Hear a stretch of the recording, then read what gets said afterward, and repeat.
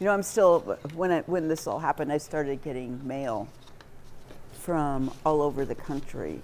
And so yesterday I just got another card from another person. I mean, they haven't stopped, and it's been over a year. She asked me if I wanted to talk to a medium. I said, oh no, I don't. No. And within a week of me saying that, I got a handwritten letter from a medium. Oh, wow. In Waterloo. Yeah. And, it was, the basic message was, I'm sorry, I love you. That he would, and someone had asked me, why do you think she would say that? And I was like, because she didn't mean to leave, she, she, yeah.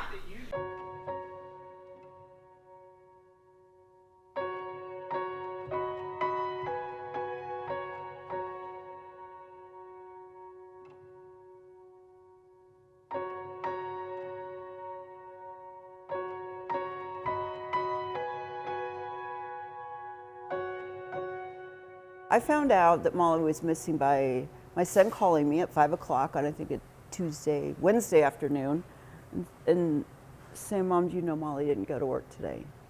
I was like, what? I said, I'm coming. I mean, right away, I was like, something's wrong, because she had been texting me all day. So I was texting her that night, are you going to be home for dinner? And she's like, what's for dinner? Brats.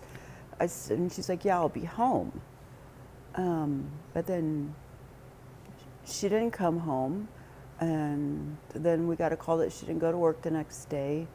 And so I knew something was horribly wrong. And I basically started grieving on the night we found out she was missing. When we found out what had happened, it was the peace of knowing we know where she is. Because I kept thinking, that was an unbearable thought. What if she's just gone and we don't know?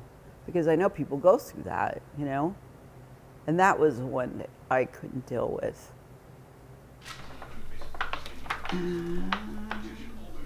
That's Iowa.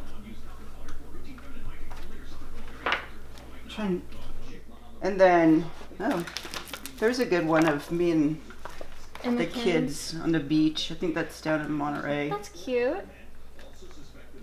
It's beautiful. Well, it's so funny because I have developed this phrase, your brain protects your heart from what it can't handle. So I didn't pay any attention. I didn't know what day. I knew that she disappeared in July. We found her in August. It was somewhere around my sister's birthday and my birthday. I didn't keep track of things. But someone had posted on her 6-month anniversary of her death that it was 6 months ago, and blah blah blah. And I lost it that night because I was looking at the clock and I was like, this is the time it was the only time where I got emotional in front of my kids. There's Mollie, but then I need to exercise, and I need to get dinner on for the boys, and I need to clean the house, and I need to go to work.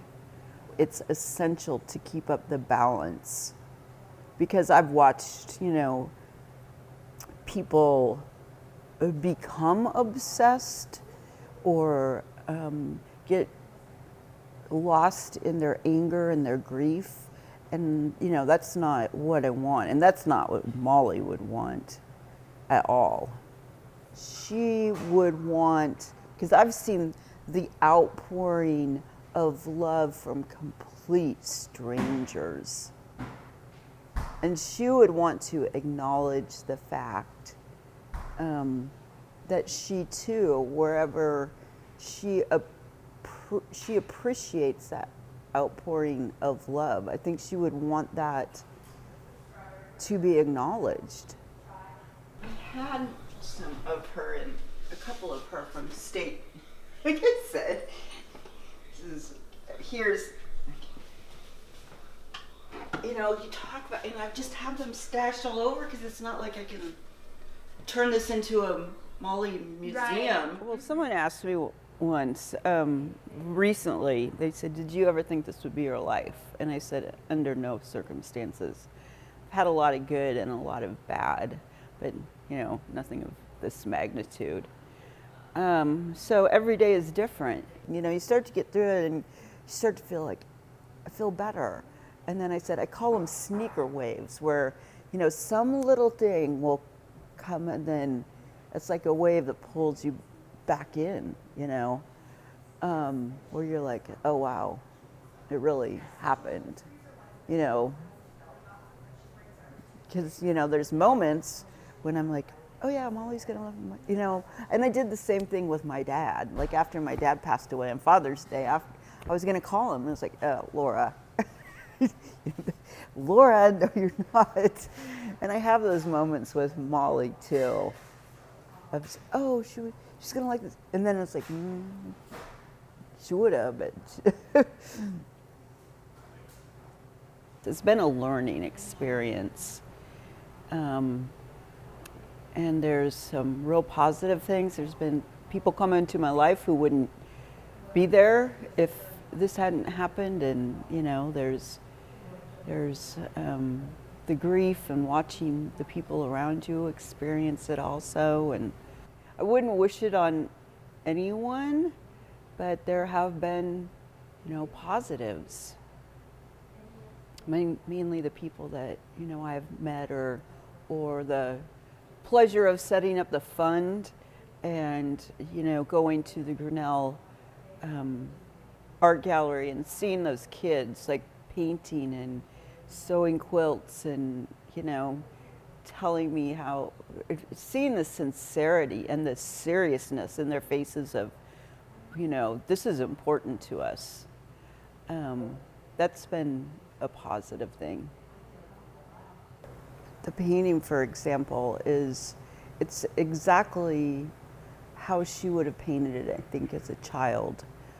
Because she went through, when she was young, like pre-kindergarten, she went through this period of being very artistic.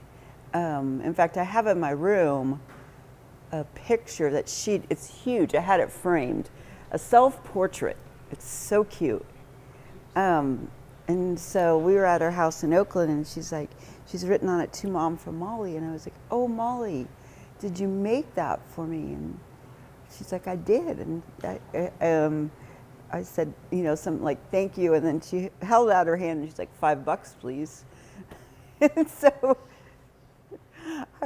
I happened to have $5 in my pocket. And I was like, well, I was thinking, I like your entrepreneurial spirit. She was both goofy, but could be very serious.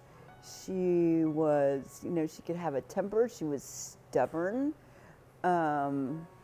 She wasn't the tidiest person. If you were to see her room, she's kind of a pack rat.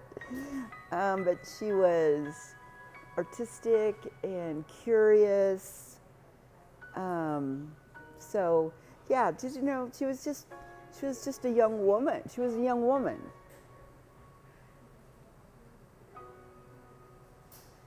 I think part of her legacy is the effect that her disappearance and her life that was cut short had on the nation and world.